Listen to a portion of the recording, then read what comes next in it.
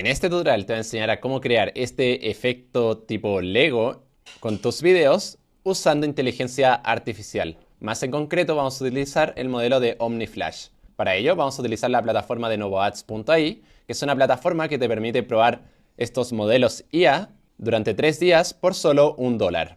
Bien, una vez te hayas creado la cuenta, tienes que ir aquí a la sección de video, luego irás a ajustes y aquí en modelo vas a elegir el de OmniFlash. Luego, en la duración, mi video dura aproximadamente 10 segundos, así que voy a poner la duración de 10 segundos. Ahora le daremos clic aquí y seleccionaremos nuestro video. En mi caso es este, así que veámoslo un poco. Llevo meses buscando el vestido perfecto. Y bueno, ahora démosle clic en abrir. Ahora, aquí donde dice describe tu video, vamos a pegar el siguiente prompt y ahora le haremos clic a este botón. Le haremos clic ahora a generar y ahora tenemos que esperar alrededor de unos 4 a 5 minutos. Bien, perfecto, aquí tenemos el resultado, así que veámoslo. Llevo meses buscando el vestido perfecto. Este lo tiene todo. El corte, la caída, la tela ligera, es el mejor que he tenido.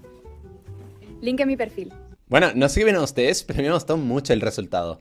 Quedó bastante bien. La IA entendió muy bien lo que queríamos. Así que bueno, si les gustaría crear un video como este, recuerden que el prompt se los puede estar dejando en la sección de comentarios y que pueden probar Novo Ads AI por tan solo $1. Dicho esto, nos vemos en el próximo video.